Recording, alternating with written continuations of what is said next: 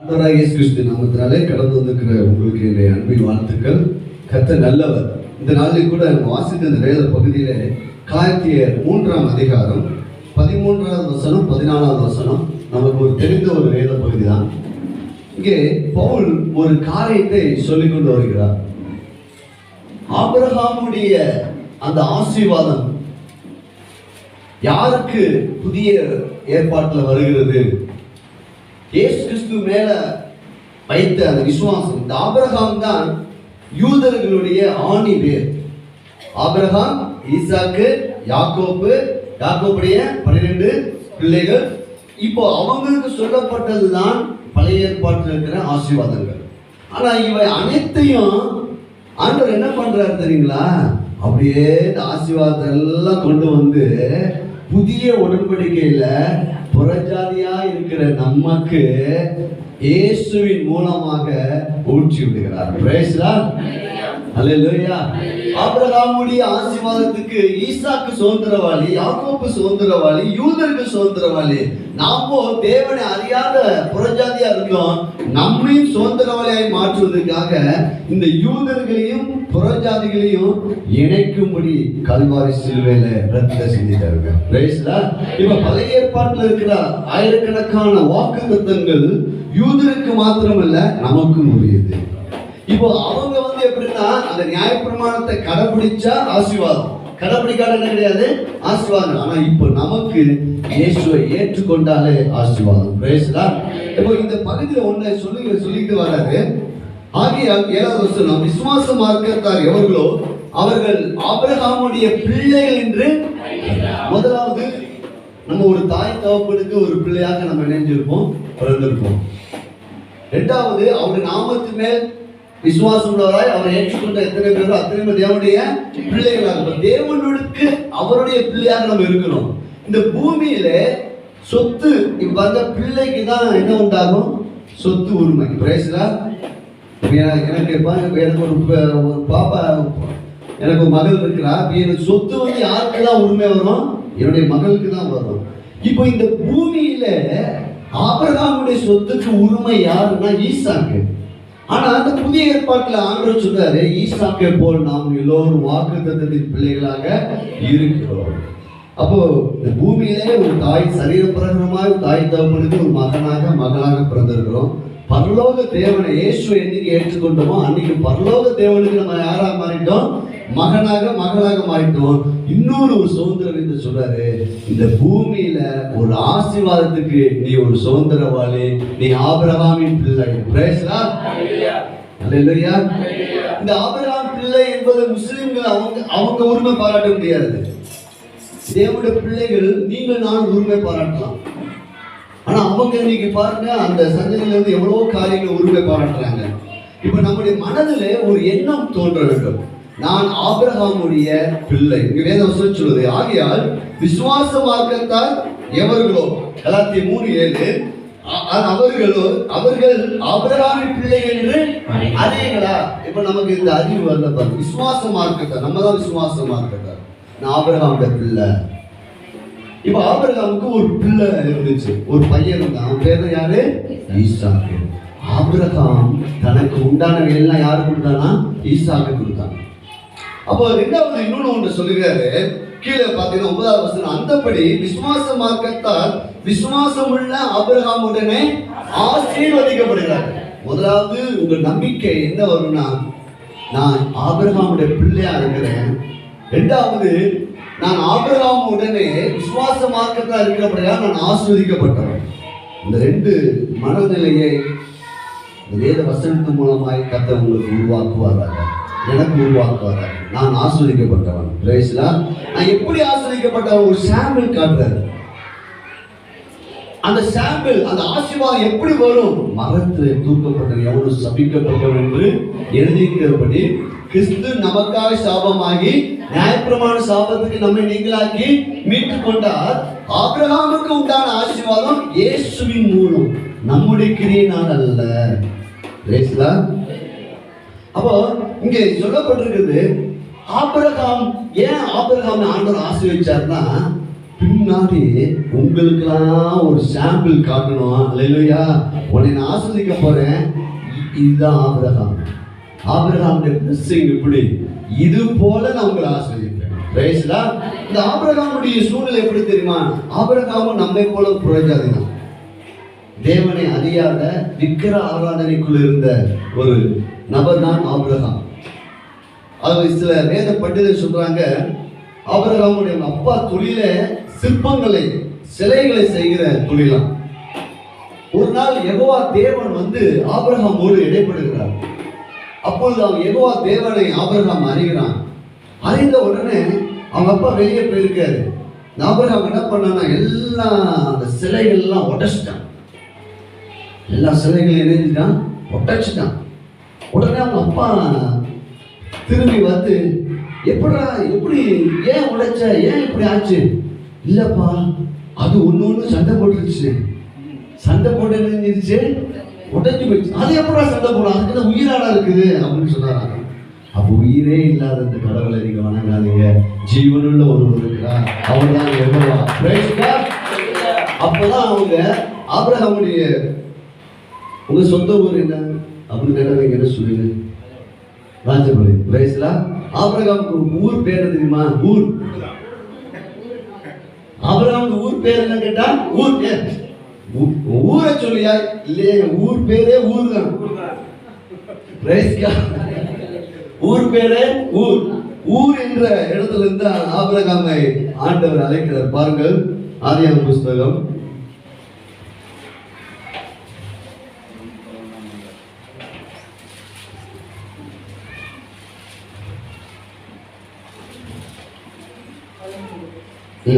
11 வாசிக்கலாம். அப்படி இல்லைன்னா 15வது அதிகாரம் 7வது வசனம். பின்னும் அவர் அவர்களை நோக்கி இந்த தேசத்தை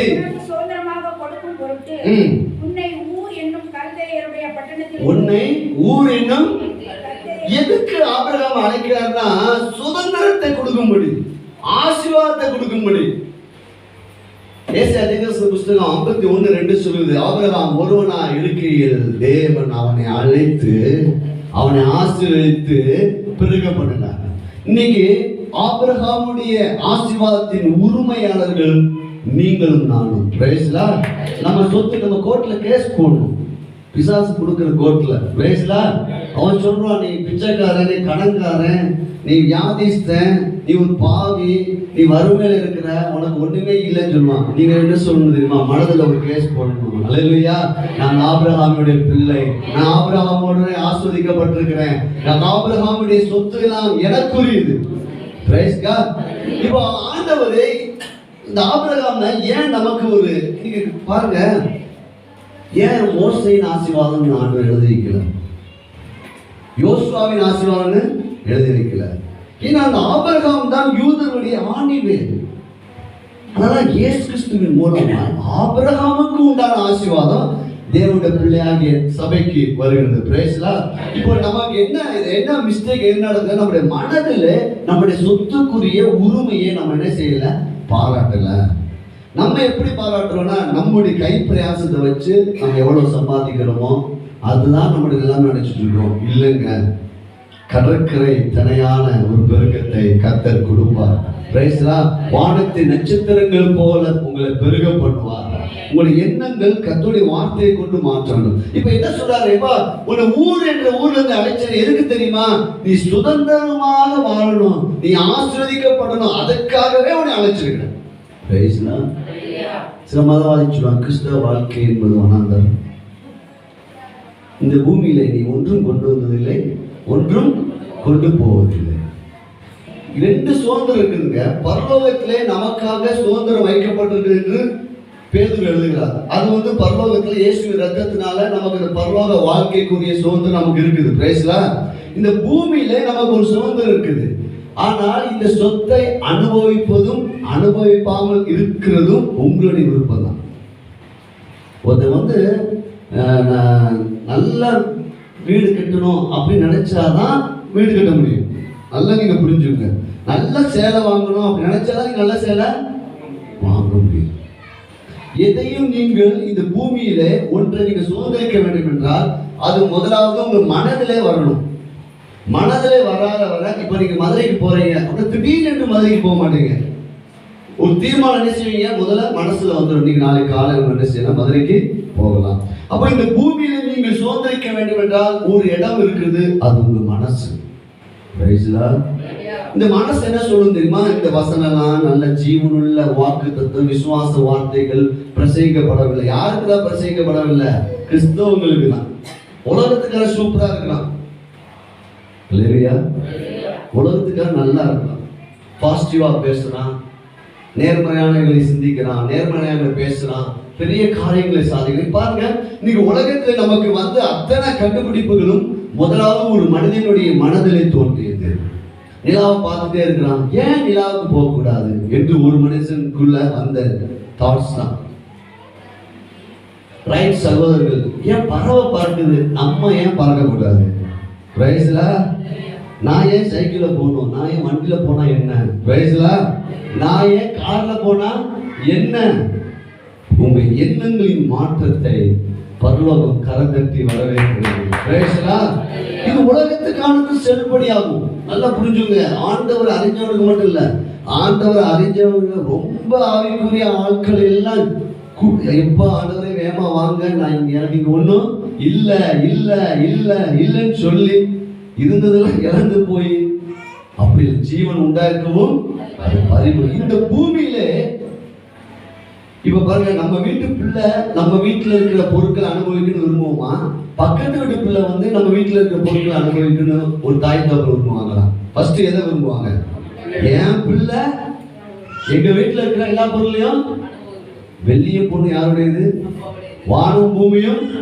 இன்னைக்கு அப்பா என்ன விருப்பப்படுறாங்க? என் பிள்ளைங்க நல்ல ஹோட்டல்ல சாப்பிடணும்ப்பா, நல்ல வீட்டுல இருக்கணும்பா, நல்ல ட்ரெஸ் உடுத்திருக்கணும்பா, நல்ல கார்ல போகணும்பா, அள்ளி கொடுக்கணும்பா. பிரைஸ்லா. ஆனால் நமக்கு விருப்பம் வராத வர அவரால் ஒன்றும் செய்ய முடியாது. இங்கதான் அதனால ரோமர்ல போடுறதுங்கிறாங்க, கர்த்தருடைய சித்தம் என்னதென்று அறிந்து, நன்மையும் பிரியமும் பரிபூர்ணமான சித்தம் என்னதென்று அறிந்து உங்கள் மனம் என்ன செய்யுமா? டிரான்ஸ்பார்மேஷன் ஆகும். அப்போ டிரான்ஸ்பார்மேஷன் எங்க வருது என்றால் கர்த்தருடைய வார்த்தையில. பிரைஸ்லா. இப்ப பாருங்க, நீங்க யாருடைய பிள்ளைங்க?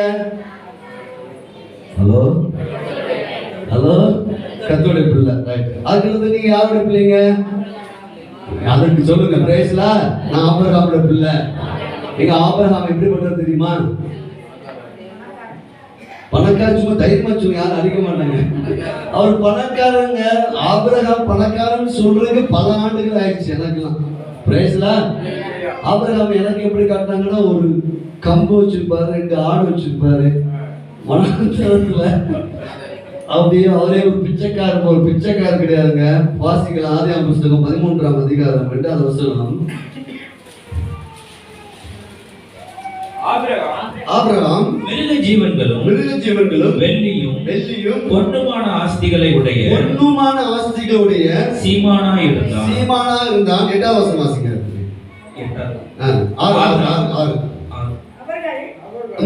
அவர்கள் ஒருமித்து குடியிருக்க அந்த பூமி அவர்களை தாங்கக்கூடாது இருந்தது. அவர்களுடைய ஆஸ்தி மிகுதியாய் இருந்தபடினால். அல்லேலூயா. அவன் யாரு? செல்வ சீமாங்க. ஆபிரகாம் யாரு? செல்வ சீமான். இப்போ ஆவியானவரு புறஜாதியாகி நமக்கு யாரோட பிள்ளை? லாசருடைய பிள்ளைன்னு எழுதி வைக்கல. பிச்சைக்காரன் லாசர் இருந்தானே, லாசருடைய பிள்ளைகள் நீங்கள் அப்படின்னு ஆவியானவர் எழுதி வைக்கல. எந்த பிள்ளை இருக்காரு? ஆபிரகாமின் பிள்ளை.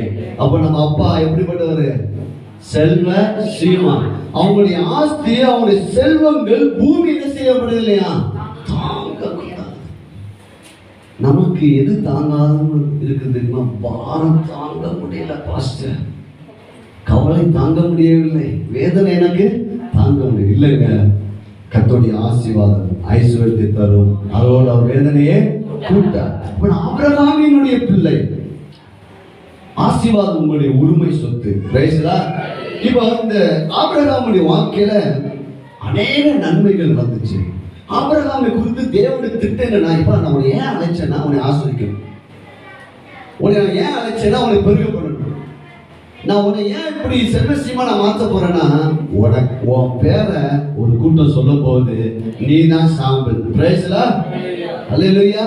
இப்போ ஒரு நகைக்கடைக்கு போறோம், ஒரு ஒண்ணுமே நகைக்கடையில் ஒரு தங்கம் இல்லைங்க, வெறும் கண்ணாடியா போட்டு கல்லாப்பட்டு உட்காந்துருக்காங்க. எவனா போவாங்களா? ஏன் போக மாட்டேங்கிறோம்? ஏதாவது ஒரு மாடல் என்ன செய்யணும், பார்த்தாதான் நமக்கு சரி இந்த மாடல் இப்படி இருக்குதா, இன்னொரு மாடல் என்ன செய்யுங்க, நமக்கு ஒரு மாடல் காட்டுறாரு, ரோல் மாடல். அது ஆபிரகாமின் ஆசீர்வாதம். பேசுறா, அது ஆபிரகாமுடைய ஐஸ்வர்யம், ஆபிரகாமுடைய பாடுகளை இங்கு சொல்லல ஆண்டவர். இயேசு கிறிஸ்துவின் மூலமாய் ஆபிரகாமுக்கு உண்டான ஆசீர்வாதம். விசுவாசமாக்கத்தால் விசுவாசம் உள்ள ஆபிரகாமுடனே ஆசீர்வாதம். இந்த ஆபிரகாமுடைய வாழ்க்கையில மிகப்பெரிய ஆசீர்வாதத்துக்கு ஒரு காரியம் அவன் ஆண்டவர்கிட்ட செஞ்சுக்கிட்டே இருந்தாங்க. நம்மளுக்கு அதை தியானிக்கணும். அந்த காரியத்தை செய்ய செய்ய நம்முடைய மனதில் இருக்கிற அந்த வறுமை எண்ணங்கள், தோல்வியின் எண்ணங்கள், பற்றாக்குறை எண்ணங்கள், வியாதியை குறித்த எண்ணங்கள், குற்ற எண்ணங்கள் இதெல்லாம் மாறி நம்முடைய எண்ணங்கள் மிக பிரகாசமாக மாறிவிடும். பிரைஸ்லாம் என்ன பண்ணான்னு பார்ப்போமா? வாசிக்கலாம். ஆதியாகமம் புஸ்தகம் 12ஆம் அதிகாரத்தை எடுத்து வைத்துக் கொள்ளுங்கள். என் கூட சேர்ந்து நீங்க வாங்க. கர்த்தர் உதவி செய்வாராக. 7வது வசனமும் 8வது வசனமும் மைக்ல வாசிங்க. கர்த்தர் ஆபிரகாமுக்கு தரிசனமாகி, கர்த்தர் ஆபிரகாமுக்கு தரிசனமாகி, உன் சந்ததிக்கு இந்த தேசத்தை கொடுப்பேன். இப்ப பாருங்க, ஊர் என்ற ஊர்ல இருந்து நினைஞ்சிட்டான், கிளம்பிட்டான். ஆண்டவர் சொல்ல, நான் உன்னை பெரிய ஜாதியாக்குறேன், உன்னை நான் ஆசீர்வதிப்பேன், உன் பேரை என்ன செய்வேன், நான் பெருமைப்படுத்துவேன், நீ ஆசீர்வாதமா ஒவ்வொரு நபரும் நீங்கள் சொல்ல, நீ ஒவ்வொரு தேவனுடைய பிள்ளைகளும் ஆபிரகாமுடைய பிள்ளைகள் தான். பிரேசலா, ஒவ்வொரு தேவனுடைய பிள்ளைகளும் நீங்கள் ஆசீர்வதிக்கப்பட்டவர்கள்.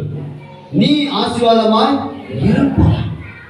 அது உங்களை பார்த்த காலங்களில் சொல்ற, நீ ஆசீர்வாதமா இருப்ப, உன் குடும்பம் ஆசீர்வாதமா இருக்கும், சபை ஆசீர்வாதமா இருக்கும், வேலைகள் ஆசீர்வாதமா இருக்கும், உன் சந்ததி ஆசீர்வாதமா இருக்கும், உன் வீடுகள் ஆசீர்வாதமா இருக்கும், பொருட்கள் ஆசீர்வாதமா இருக்கும். ஏனென்றால் நான் ஆபிரகாமுடைய பிள்ளை. அல்லேலூயா. ஆபிரகாமுடைய ஆசீர்வாதம். இப்படிலாம் சொன்ன உடனே பாருங்க, ஆபிரகாமுக்கு துச்செய்தியை கொடுத்து அவன் அழைச்சாரா, நற்செய்தி கொடுத்து அழைச்சாரா? இந்த நற்செய்தி தாங்க சுவிசேஷமாய் சொல்லப்பட்டிருக்கிறது. நாம் இன்னைக்கு ஒருத்தவங்களுக்கு சுவிசேஷம் சொல்லணும்னா எதைதான் நம்ம சொல்லணும்? நற்செய்தி. கிறிஸ்து உங்களுடைய பாவத்துக்காய் மரிச்சிருக்காரு, நீங்க நீதிமானாக வாழ முடியும். பிரைஸ்லா, நீங்க ஒரு பரிசுத்தவானாய் மாற முடியும். உங்க தரித்திரத்தை அவர் ஏற்றுக்கொண்டிருக்க, நீங்க ஒரு ஐஸ்வர்யவானாக என்ன செய்ய முடியும், வாழ முடியும். பாத்தீங்கன்னா இப்ப அந்த ஊர் என்ற ஊர்ல இருந்து கிளம்பி இந்த வாக்குத்தத்தத்தோடு வந்துகிட்டு இருக்காரு. 7வது வசனம் சொல்லுது, கர்த்தர் ஆபிரகாமுக்கு தரிசனமாகி, உன் சந்ததிக்கு இந்த தேசத்தை கொடுப்பேன்.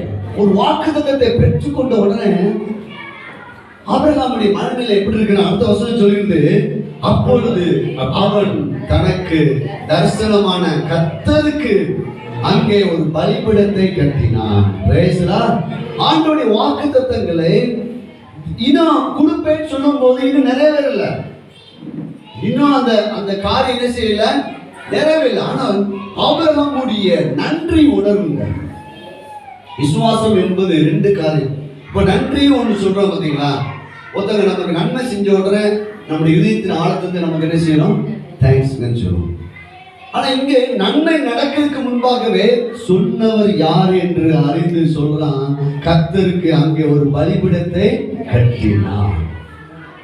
நம்முடைய வாழ்க்கையில நீ கர்த்தருடைய சொல்றாரு, நீ நன்றி உணர்வு உள்ள ஒரு நபராக நீ இருக்க வேண்டும் என்று ஆண்டவர் விரும்புகிறார். பிரைஸ்லா, தேவனுக்கு நீ நன்றி செலுத்த வேண்டும், மனிதனுக்கு நன்றி செலுத்த வேண்டும். நீ வேலை பார்க்க இடத்துல நன்றி உணர்வோடு இருக்கணும். கர்த்தருக்கு அங்க ஒரு பலிபீடத்தை கட்டினார். பலிபீடம் அப்படின்றது நன்றி மாத்திரமல்ல, பலி. பழைய ஏற்பாட்டில் இருக்க அனைத்து பலியையும் கிறிஸ்துவை குறிக்குது. பேசலா, எனக்கு ஒரு ஆசீர்வாதம் இருக்குன்னா, எனக்கு ஒரு நன்மை நடந்திருக்குன்னா அது என்னால் அல்ல, இயேசுவின் இரத்தத்தினால், இயேசுவின் காயங்களால், அவருடைய முள்முடினால், அவருடைய மரணத்தினால், அவருடைய உயிர்த்ததினால். இங்க பலியை முன்பாக நிறுத்தினான் ஆபிரகாம். Price God. நீங்க இதை நிறுத்துறீங்க, நான் ஏதோ ஒரு உபவாசம் போட்டனால எனக்கு இது கிடைச்சிச்சு அப்படி நினைக்கிறேன். உபவாசிக்கணும், ஜெபிக்கணும், ஆனால் உங்களுடைய பலி அல்ல, கிறிஸ்துவின் பலி. Price the Lord. எனக்கு ஒரு ஆபிரகாமுக்கு நான் கொடுப்பேன்னு சொன்ன உடனே அவன் பலிபீடம் கட்டான். கர்த்தருக்கு பலிபீடம் கட்டினான். பிரைஸ் சொல்லுங்க, கர்த்தருக்கு நன்றி. கர்த்தருக்கு பலிபீடம். எதை அவன் உயர்த்துகிறான்? கர்த்தரே வாக்குத்தத்தம் பெற்றோர் ஆண்டவரே கண்டிப்பா எனக்கு நீ செய்வீங்க ஆண்டவரே. அவன் பலியை உயர்த்தலாம். அடுத்த வசனம் பாருங்க. பின்பு அவன் அவனை விட்டு பெயர்ந்து பெத்தேலுக்கு கிழக்கே இருக்கும் மலைக்கு போய் பெத்தேல் தனக்கு மேற்காகவும் ஆயில் கிழக்காகவும் இருக்க கூடாரம் போட்டு அங்கே கர்த்தருக்கு ஒரு பலிபீடத்தை கட்டி கர்த்தருடைய நாமத்தை தொழுது கொண்டான். Price the Lord. வாக்குத்தத்தம் வந்தா நன்றி. அடுத்தது அவன் பிரயாணங்கள்ல அப்படியே போறான். அவனுடைய நினைவெல்லாம் நன்றி உணர்வுங்க ஆபிரகாமுக்குள்ள. நீங்க நம்ம ஆட்டுக்கு பைக்ல போறோம், கார்ல போறோம், போறோம், எந்த உன் மளிகைலாம் அவர் இணைஞ்சுக்கோ. அப்ப என்ன தெரியுமா? நன்றி ஆண்டவரே, நன்றி ஆண்டவரே. நீங்க அப்படிப்பட்ட ஒரு பக்குவம் உள்ள சபையாக கர்த்தர் மாற்றுவாங்க. Praise the Lord. நீங்க வெளியே போனாலும் திரும்ப வந்தா நன்றி. பிள்ளைங்க ஸ்கூலுக்கு போனாலும் வந்தாலும் நன்றி. நீங்க வேலைக்கு போனாலும் தேங்க்ஸ் சொல்லிட்டே இருங்க. அப்படி நன்றி சொல்லும் போது என்ன ஆகும் என்றால் உங்கள் மனநிலை சூப்பராய் மாறும், உங்க பேச்சு சூப்பராய் மாறும், நீங்க விசுவாசத்துக்குள்ளாக கடந்து வருவீங்க. Price the Lord. தேங்க்ஸ் சொல்லிட்டே இருங்க. பாருங்க, வந்த உடனே பிராணத்துக்கு கொண்டு உடனே கர்த்தருக்கு ஒரு பலிபீடம் கட்டலாம். Price the Lord. அவருடைய நாமத்தை அவன் செஞ்சுட்டான், தொழுதுட்டான். இதை அதிகாரத்தை அப்படியே பார்த்துட்டு இருக்கும்போது இந்த நன்றி உணர்வு வரும்போது அவனுக்கு எதிராக வருகிற சூழ்நிலை எல்லாம் மாற்றலாய் மாறிச்சு. Price the Lord. தேவனுடைய அன்பு கூறுவது சகலமும் நன்மைக்கு. இப்ப நன்றி உணர்வு வர வர அடுத்த வசனம் சொல்லு. 13ஆம் அதிகாரம் 2வது வசனத்தை வாசித்தோம். மிருக ஜீவன்களும் வெள்ளியும் பொன்னுமான ஆஸ்திகளுடைய சீமானா மாறிட்டாங்க. ஒரு ரகசியத்தை ஆவியானவர் சொல்றாரு, நீ நன்றி மாத்திரம் இந்த மாதம் முதல் நீ சொல்ல ஆரம்பி. உன்னுடைய வீட்டில் ஆஸ்தியம் ஐஸ்வர்யமும் தங்கம் உன் குறைவுகள் நிறைவாய் மாறும். உன்னுடைய வெள்ளியும் பொண்ணுடைய ஆஸ்தியுடையவனா கர்த்தர் மாற்றிடுவாங்க. நன்றி உணர்வு. அல்ல கொஞ்சம் தான் சம்பளம் வாங்குறீங்களா? நன்றி. சம்பளமே காணலையா? பற்றாக்குறையா? நன்றி. கடனா இருக்குதா? ஆண்டவரே ஸ்தோத்திரம், இது மாற்றுவீங்க ஆண்டவரே, நன்றி.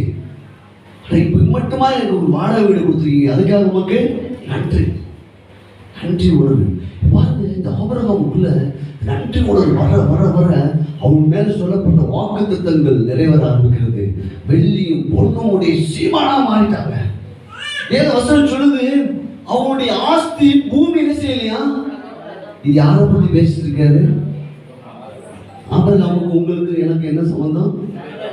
எங்க அப்பா பத்தி பேசிட்டு இருக்காரு. அல்லேலூயா, பிரைஸ் காட். இந்த ராஜ்யத்துல உங்க அப்பா தான் பெரிய பணக்காரர். அப்ப நீங்க எப்படி இருப்பீங்க? எப்படியா நடந்துப்பீங்க சொல்லுங்க. மகிழ்ச்சியா மட்டும் நடந்துட்டு இருப்பீங்களா? எப்படி இருப்பீங்க? உங்களுடைய ஸ்டைல் என்ன? உங்களுடைய பேச்சு என்ன? அல்லேலூயா. இப்போ இங்க உலகத்தின் பணக்காரருடைய அப்பா இல்ல, இது ஆபிரகாம் விசுவாசம் உள்ள அப்பாவுடைய பிள்ளைகள் நாம் இருக்கிறோம். அல்லேலூயா.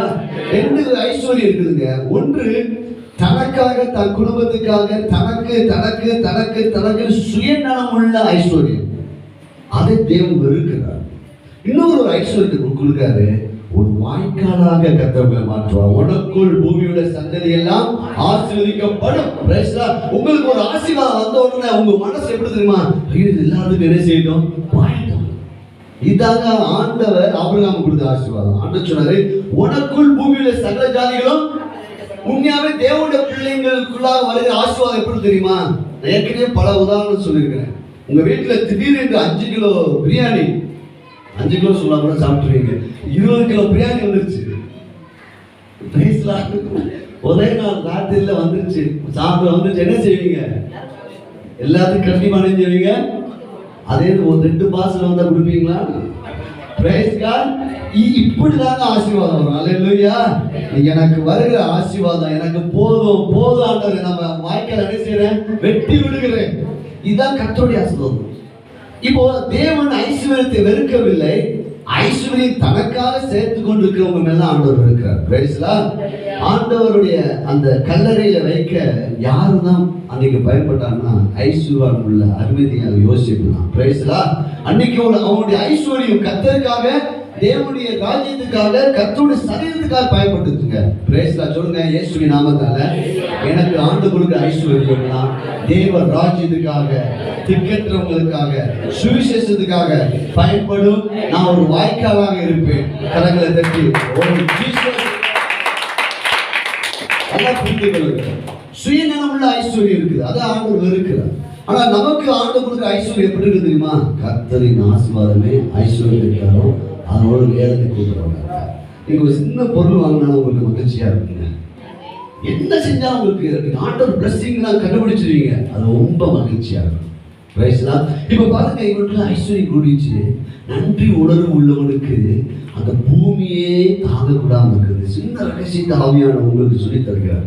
இந்த நாள் முதல் எல்லாத்துக்கும் தேங்க்ஸ் சொல்ல ஆரம்பிச்சிருக்கு. மனசுல ஆண்டவருக்கு நன்றி நன்றி நன்றி நன்றி வாங்கி கொண்டு ஐஸ்வர்யம் அப்படியே கூடிடுச்சுங்க. திரும்ப பார்த்தீங்கன்னா, இந்த நன்றி உணர்வுள்ள மனிதனோடு நீங்கள் இணைந்து கொண்டால் உங்களுக்கு ஐஸ்வர்யம் உண்டாகும். Praise lord. இங்க லோத்து பாருங்க, ஆபிரகாமோடு இணைந்துட்டான். ஆபிரகாம் நன்றி உணர்வுள்ள நபர்.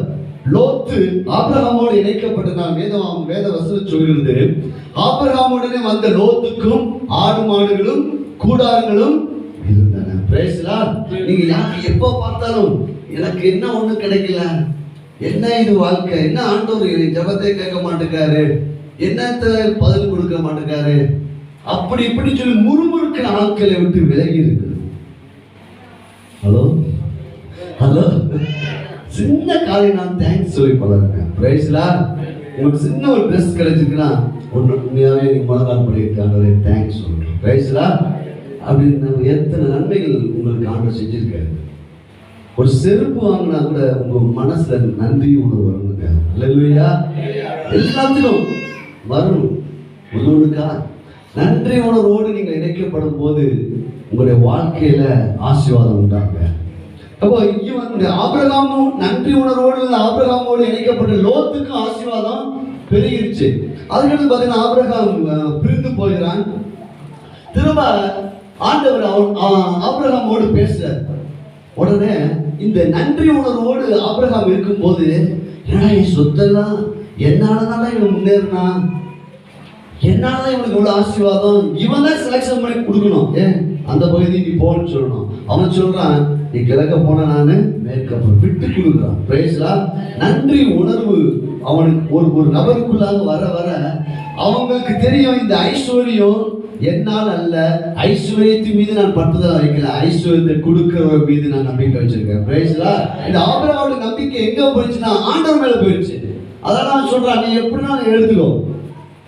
இப்போ நன்றி உணர்வோடு விட்டு கொடுத்துட்டு அப்படியே வந்துட்டு இருக்கிறாங்க. நன்றி உணர்வோடு வரும்போது ஆபிரகாமுடைய எண்ணங்களை பிரகாசமாய் மாற்றுகிறார். Praise lord. நீங்கள் இந்த மாதம் முதல், இந்த நாள் முதல், இந்த செய்திக்கு பிற்பாடு நாம் சபையா ஒன்று செய்ய போறோம். நன்றி உணர்வோடு இருக்கும்போது உங்க எண்ணங்கள் எல்லாம் மிக பிரகாசமாய் மாறும். Praise lord. எப்படி மாற்றார் பாத்தீங்கன்னா, 14வது வசனம், 13ஆம் அதிகாரம் 14வது வசனம்.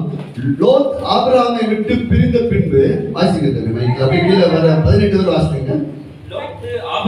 ஆபிரகாமை விட்டு பிரிந்த பின்பு கர்த்தர் ஆபிரகாமை நோக்கி, உன் கண்களை ஏறெடுத்து நீ இருக்கிற இடத்திலிருந்து வடக்கேயும் தெற்கேயும் கிழக்கேயும் மேற்கேயும் நோக்கி பார். நீ பார்க்கிற இந்த பூமி முழுவதையும் நான் உனக்கும் உன் சந்ததிக்கும் என்றைக்கும் இருக்கும்படி கொடுத்து உன் சந்ததியை பூமியின் தூளை போல பெருக பண்ணுவேன். ஒருவன் பூமியின் தூளை எண்ணக்கூடுமானால் உன் சந்ததியும் எண்ணப்படும். நீ எழுந்து தேசத்தின் நீளமும் அகலமும் எம்மட்டோ அம்மட்டும் நடந்து திரி, உனக்கு அதை தருவேன் என்றார். அப்பொழுது ஆபிராம் கூடாரத்தை பெயர்த்து கொண்டு போய் எபிரோனில் இருக்கும் மம்ரேயின் சமபூமியில் சேர்ந்து குடியிருந்து அங்கே கர்த்தருக்கு ஒரு பலிபீடத்தை கட்டினான். நன்றி சொல்ல சொல்ல உங்கள் எண்ணங்கள் ஆண்டவர் பிரகாசமாய் மாற்றுவார். உடனே சொல்ல, நீ பார்க்கிறத பூமி முழுவதையும். இப்போ ஒரு ஆசீர்வாதத்தை, நன்றி உணர்வு உங்களுக்கு வந்த உடனே ஆசீர்வாதத்தை பார்க்கிற கண்களையும் மனதையும் கொடுத்துருவாங்க. இதுவரை நன்றி உணர்வு இல்லாம முறுமுறுத்த இஸ்ரவேல் ஜனங்கள் எதை பார்த்தாங்கன்னா, எங்களுக்கு இந்த வனாந்தரத்துல ஒண்ணு என்ன செய்யல, கிடைக்கல. கிடைக்கல அப்படின்னு பார்த்துட்டு இருந்தாங்க.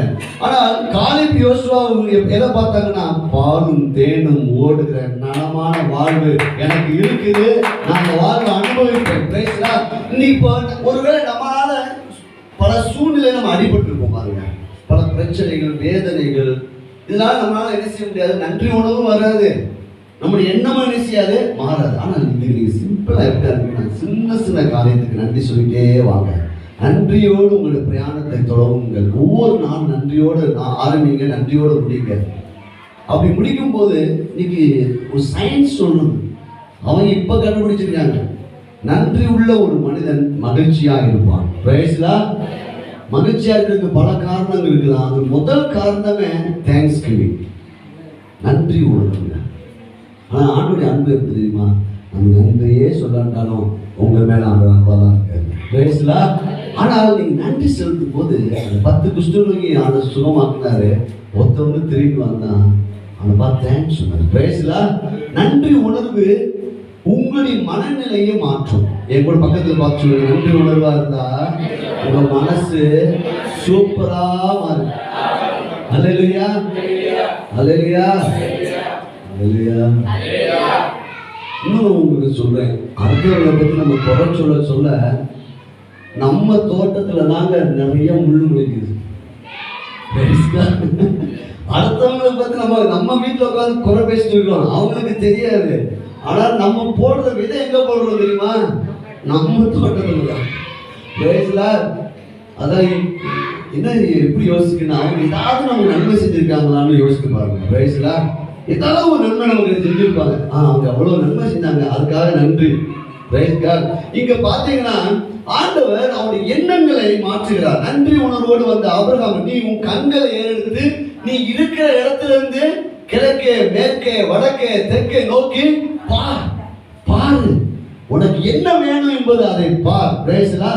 எனக்கு இப்படிலாம் ஆசீர்வாதம் வேணும் ஆண்டவரே, பார், நான் உனக்கு கொடுப்பேன். பிரைஸ்லா. நான் இப்படி வாழணும் ஆண்டவரே, பார். ஆண்டவர், நான் இவ்வளவு பசுமை புஷ்டியா இருக்கணும் ஆண்டவரே, பார். அல்லேலூயா. நான் இத்தனை ஆயுஷ் நாட்கள் நான் இருக்கணும், எனக்கு ஒரு தலைவலி கூட வரக்கூடாது ஆண்டவரே, பார். அல்லேலூயா. என் வயது திரும்ப வாழ வயது போல் மாறணும் ஆண்டவரே, பார்க்க ஆரம்பிங்கள். என் வஸ்திரம் இப்படி இருக்கணும் ஆண்டவரே, நான் அள்ளி கொடுக்கணும் ஆண்டவரே, அனைவருக்கு நான் உதவி செய்யணும் ஆண்டவரே, என் வாழ்க்கை எப்படியா மாறணும், இதை நான் பார்க்கிறேன். கிழக்கே, மேற்கே, வடக்கே நோக்கி பார், நீ பார்க்கிறது எல்லாம் உனக்கு நான் கொடுப்பேன். பிரைஸ்லா. நீதிமான ஆசை நன்மை, நல்ல சாப்பாடு. நீதிமான் எப்படி சாப்பிடறானா, திருப்தியா. உங்களுடைய எண்ணங்கள் நன்றி உணர்வு வரும்போது உங்களுடைய எண்ணங்கள் பிரகாசமா மாறிடும். நானே இவ்வளவுதான் சம்பளம் வாங்குறேன், நானே சின்ன வீட்டில் இருக்கிறேன், எனக்கு வருமானம் காண, எப்போ பார்த்தாலும் வீட்டில் சண்டை தான், ஏற்பு பிரச்சனை. இதை பார்க்காதீங்க. இதை நீங்க பார்க்காம இருக்கிறதுக்கு ஒரு வழி என்னன்னா, நன்றி வர வர இதை பார்க்கவே மாட்டீங்க. அடுத்து பார்த்தீங்கன்னா, உன் சந்ததி பூமியின் தூளை போல எப்படி காட்டுறார் பாருங்க. எண்ண முடியாத ஆசீர்வாதத்துக்குள்ள உங்களை கொண்டு வருவதற்கு ஒரு பெருமைப்போல் நன்றி உணர்வு. எண்ண முடியாத ஆசீர்வாதம் பார்க்க ஆரம்பிக்கிறார். ஏன்னா பாதி ஆசீர்வாதத்தை லோத்து எழுதிட்டான், வாங்கிட்டு போயிட்டான்.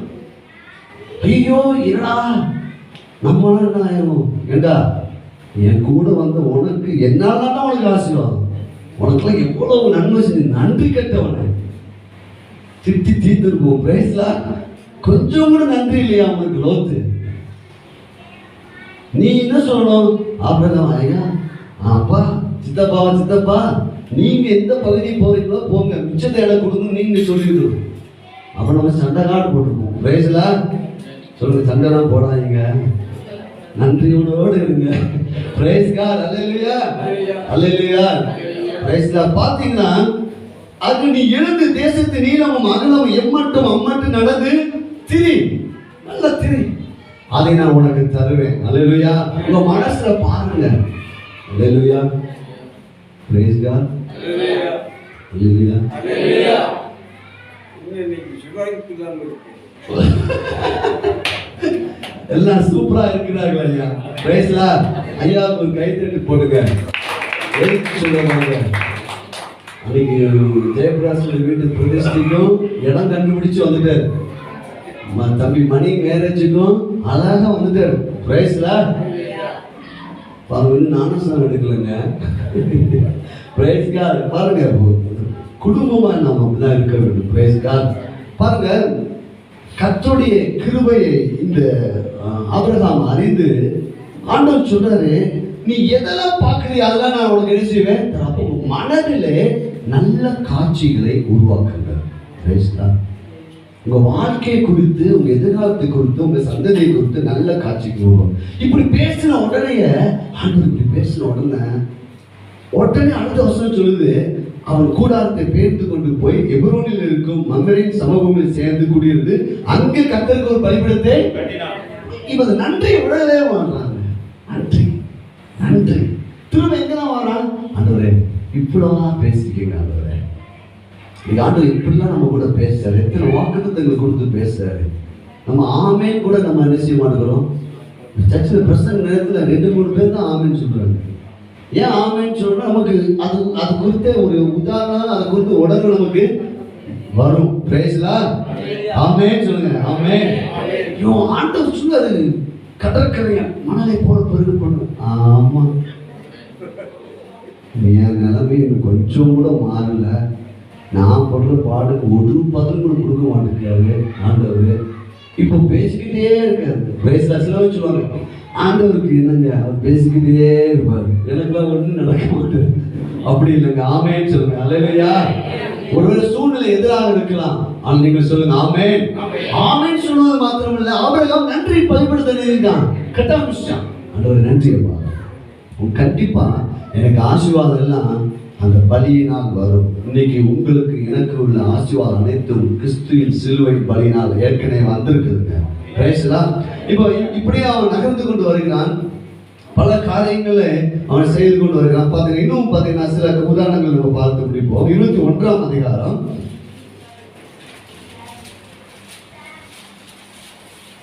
22ஆம் அதிகாரம்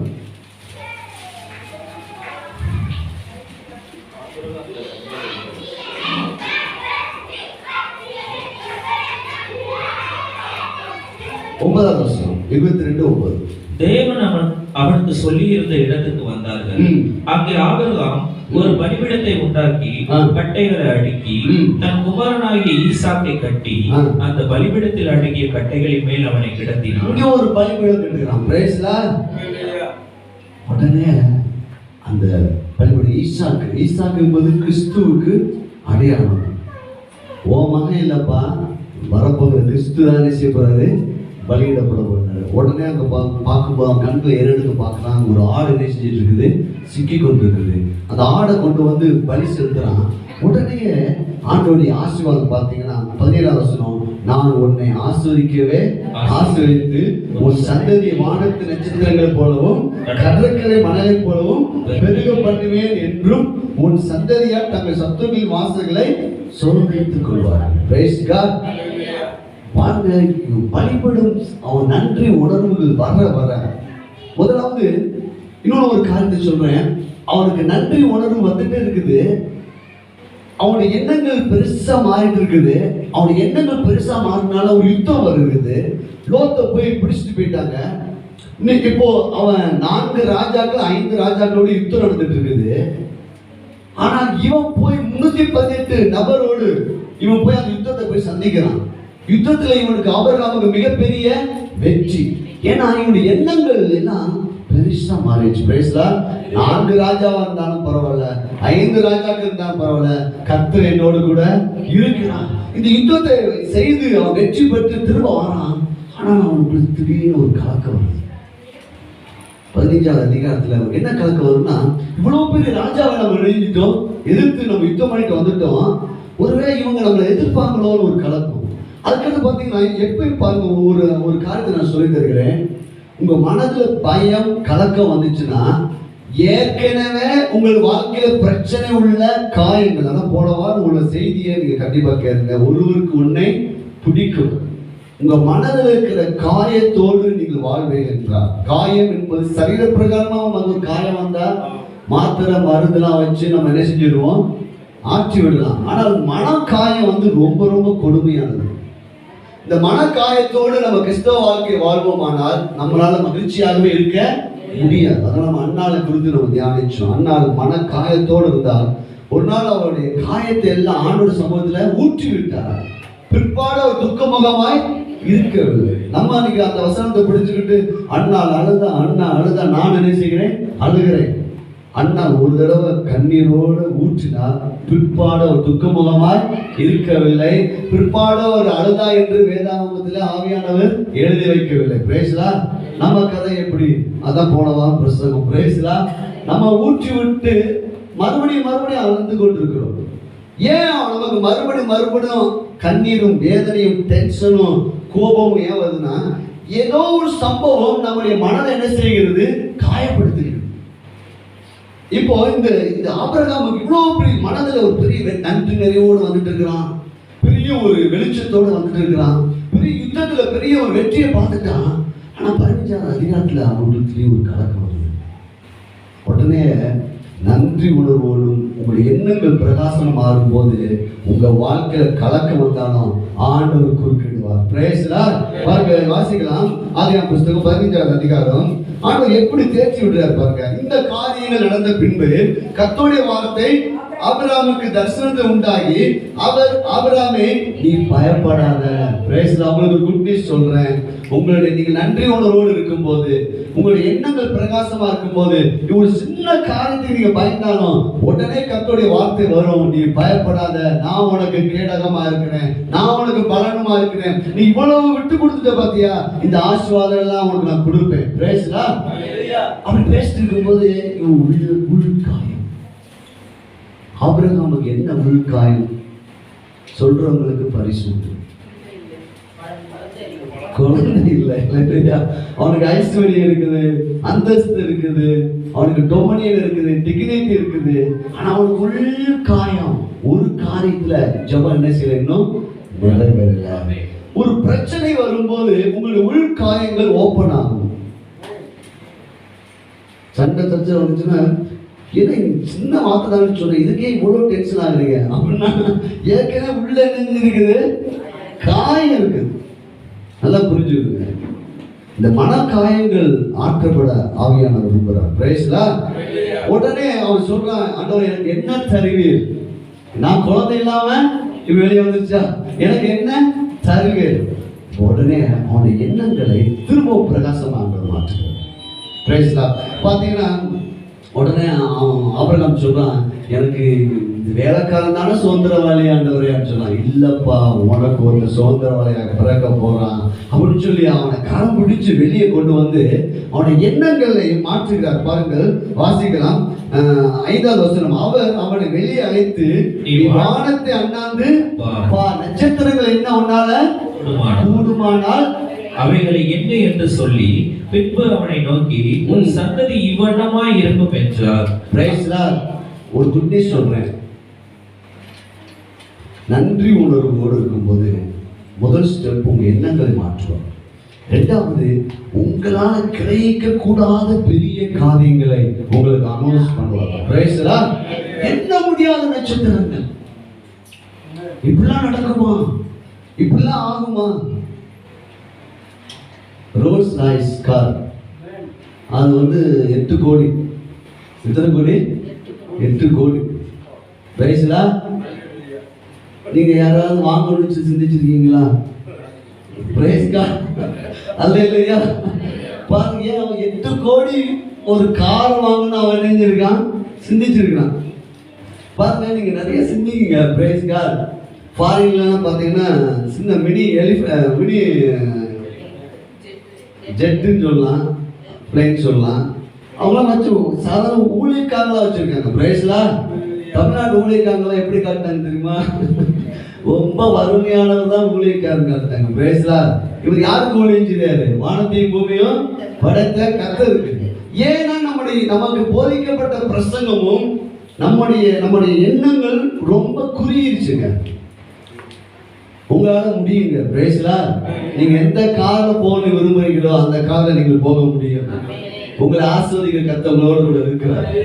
நீங்க விரும்பணும். நீங்க விரும்பும் வரும்போது அந்த விருப்பம் செய்கையா மாறும். இப்ப ஆபிரகாம் சொல்லையோ, ஆண்டவரே எனக்கு ஒரு பிள்ளை இல்லை ஆண்டவரே, இவன் தான் எனக்கு சுதந்திரவாளி ஆண்டவரே அப்படின்னு புலம்பிட்டு இருக்கலாம். நன்றி உணர்வோடும் எண்ணங்களில் விரிவாக்க ஆயத்தமுள்ள ஆபிரகாம் கூட பேசுறாரு, இல்லப்பா எண்ண முடியாத நட்சத்திரங்கள் போல ஒரு வாழ்க்கை ஆசீர்வாதம் வரும்.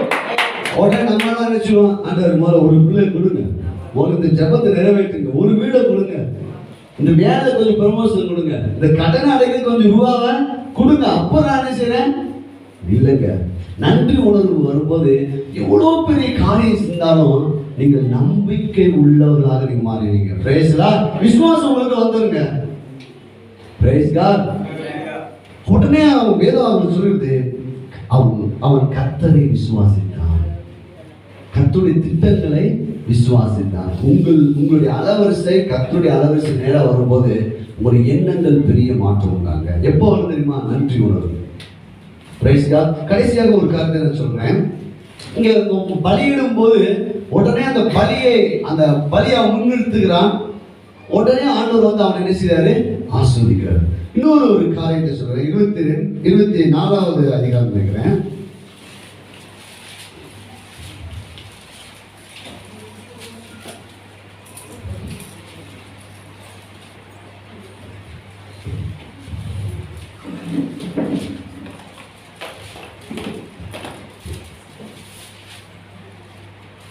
இங்கே அந்த அதிகாரத்தை கொஞ்சம் கவனிக்கிறேன்.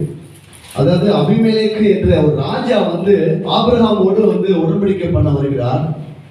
அபிமெலேக்கு ராஜா வந்து ஆபிரகாமோடு உடன்படிக்கை பண்ணி போது சொல்றாரு, கர்த்தர் உன்னோடு கூட இருக்கிறனால்தான் என்னை காட்டில் நீ என்ன செஞ்சிட்ட, மிகப்பெரிய ஆளாயிட்டு நான் கூட உடன்படிக்கை பண்றேன் அப்படி சொன்ன உடனே அந்த காரியங்கள் நடந்த பிற்பாடு அவன் கடைசியாக முடிக்கலாம், என்னுடைய தேவன் அந்த நன்றி பலிபீடத்தை அவங்க கட்டுறான் பாருங்க. அந்த எத்தனாவது அதிகாரம் என்பதை நான் கொஞ்சம் பார்க்கிறேன்.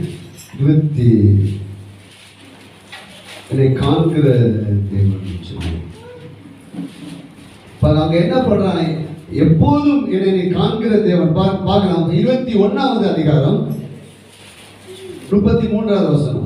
ஆபிரகாம் பெர்சபாவிலே ஒரு தோப்பை உண்டாக்கி சதா காலமும் உள்ள தேவனாகிய கர்த்தருடைய நாமத்தை அவ்விடத்தில் தொழுது கொண்டார். Price the Lord. சதா காலம் உள்ள தேவன். மிகப்பெரிய ஒரு ராஜா வந்து இவங்க கூட வந்து உடன்படிக்கை பண்ண வர்றாரு. சின்ன காரியம் நடந்தாலும் நன்றி, பெரிய காரியம் நடந்தாலும் நன்றி உணர்வு. Price the Lord. எல்லாம் எழுதி போமா. Glory to God. இந்த ஒரு ரகசியத்தை கர்த்தருடைய ஆவியானவர் நமக்கு கற்றுக் கொடுக்கிறார். உங்களுடைய நிலை எந்த நிலைமையில் இருந்தாலும் நீங்கள் நன்றி உணர்வோடு வரும்போது உங்கள் எண்ணங்கள் மிகப்பெரிய ஒரு மாற்றத்தை ஆண்டவர் உண்டாக்குவார். திரும்ப இவனுடைய பேச்சையும் ஆண்டவர் மாற்றார். இனி உன் பேர் ஆபிரகாம் அல்ல, ஆபிரகாம், நீ ஜாதிகளுக்கு தகப்பன். நன்றி உணர்வு நம்முடைய மனதை மாற்றும், நம்முடைய பேச்சை மாற்றுங்க. நன்றி உணர்வு உள்ளவங்களை எப்படி நீ கண்டுபிடிக்கலாம்னா, எவ்வளவு பெரிய விசுவாசம் உள்ளதையும் அவங்க நம்ப ஆரம்பிப்பாங்க. Price the Lord. எங்களால் கண்டிப்பா ஆண்டவர் எனக்கு செய்வார் அப்படின்னு நம்பிக்கை. ஆனா அவங்க நிலைமை எப்படி இருக்கும்?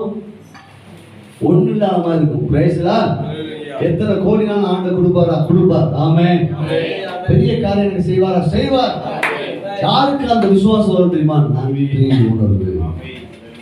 எண்ணங்கள் பிரகாசமாக மாறும். இன்னொன்று கண்டுபிடித்துக் கொள்ளுங்கள், நன்றி உணர்வு வரும்போது உங்கள் பேச்சு மாறும். அவன் பார்க்க ஒரு பிள்ளை இல்லைங்க, அவன் ஜாதிகளுக்கு தகப்பன் என்று ஆண்டவர் சொல்ல வைக்கிறார். உன் பேர் இனிமே யாரு? என்ன பேரு? ஆபிரகாம். நீ ஜாதிகளுக்கு தகப்பன். அழைக்கப்படலை. ஏதாவது சொல்லுவாங்க, நம்ம திட்டங்கள் எல்லாம் பெருசா நம்ம வெளியே சொன்னா சில பேர் என்ன செய்வாங்க, இவன் எல்லாமே ஒண்ணு மாறல, பேச்சு மட்டும் என்ன செய்யுது? பெத்த பேச்சு. விசுவாசத்தின் ஆகையால் பேசினேன் என்று எழுதியிருக்கிறது. இந்த நாளில் கூட கண்களை மூடி உங்க வாழ்க்கையில ஆண்டவர் இந்த நாள் வரை நன்மையான நடத்தி வந்திருக்காங்க. எனக்கு நன்றி உணர்வை கொடுங்க பரிசுத்த ஆவியானவரே. ஹோலி ஸ்பிரிட் ஆண்டவரே, சின்ன காரியமானாலும் பெரிய காரியமானாலும் நான் நன்றி செலுத்தணும் ஆண்டவரே. ஏன்னா ஆபிரகாம் எங்க அப்பா, தகப்பன், நான் அவருடைய பிள்ளை. நான் ஆபிரகாம் உடனே ஆஸ்வதிக்கப்பட்டிருக்கிறேன். அவன் பிரயாணங்கள் எல்லாம் நன்றி செலுத்துறான். நன்றி உணர்வு அவனுக்கு ஐஸ்வர்யம் அவனை தேடி வர வச்சு. வாழ்க்கையில சில நெருக்கடிக்கு வரும்போது கூட அவன் நன்றி உணர்வோடு நடந்து கொள்கிறான். நன்றி உணர்வு அவனுக்குள் வர வர அவனுடைய எண்ணங்கள் எல்லாம் பிரகாசமா மாறுது. எதையும் நம்பிக்கை வைக்கக்கூடிய ஒரு நம்பிக்கை அவன் வாழ்க்கையில வருதுங்க. விரித்து ஆழத்திலிருந்து எவ்வளவு நன்மை செஞ்சிருக்காரு தெரியுமா? ஆண்டவர் கேளுங்க, ஆண்டவரே எனக்கு நீங்க எவ்வளவு நன்மை செஞ்சீங்க. நான் ஏன் அதை எப்ப பார்த்தாலும் மூஞ்சி தொங்க விட்டுருக்காங்க. நன்றிமா அப்படி இருக்க மாட்டேன் ஆண்டவரே. இந்நாள் வரை எனக்கு நடத்தின கிருபைக்கு நன்றி. ஒருவேளை சூழ்நிலை உங்களுக்கு எதிராக இருக்கலாங்க, பரவாயில்ல, கொஞ்சம் வருமானமா இருக்கலாம், நன்றின்னு சொல்ல ஆரம்பிங்க. நீங்க விரும்பினது இன்னும் கிடைக்காம இருக்கலாம், ஆனா நன்றின்னு சொல்ல ஆரம்பிங்க. நீங்க விரும்பின வாழ்க்கை இல்லாம இருக்கலாம், ஆனா நன்றின்னு சொல்ல ஆரம்பிங்க. உங்க சூழ்நிலை ஒருவேளை இப்பொழுது எதிராக இருக்கலாம், பரவாயில்ல, கிறிஸ்துவுக்குள் நன்றி செலுத்த ஆரம்பிங்க. நன்றி செலுத்தும் போது உங்க எண்ணங்கள் கிழக்கையும் மேற்கையும் ஆண்டவர் பார்ப்பாரு, நோக்கி பாருன்னு சொல்லுவாரு. எத்தனை ஆசீர்வாதங்களை நீ பார்த்தாலும் நான் அதை உனக்கு தருவேன், நான் உனக்கு தருவேன்.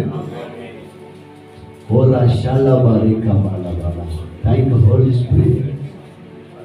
அதோட எங்களுக்கும் இந்த சபை மக்களுக்கும் இந்த நாள் முதல் நன்றி உணர்வோடு நாங்கள் இருந்து ஆபிரகாமுடைய ஆசீர்வாதங்களை நாங்கள் சுதந்திரித்துக் கொள்ள கிருபை பாராட்டுங்கள்.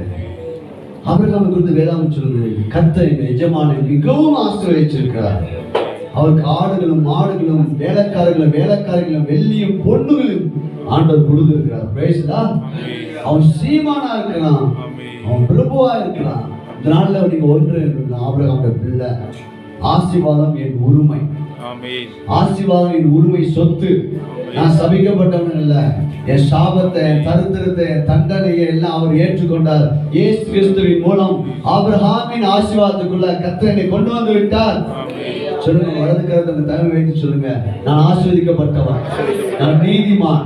என் சரசின் மேல அநேக ஆசீர்வாதங்கள், விசேஷமாக ஆபிரகாமுக்கு உண்டான ஆசீர்வாதங்கள் எனக்கு உரியது, என் குடும்பத்துக்கு உரியது, என் சபை மக்களுக்கு உரியது, என் சந்ததிக்கு உரியது. கரங்களை தட்டி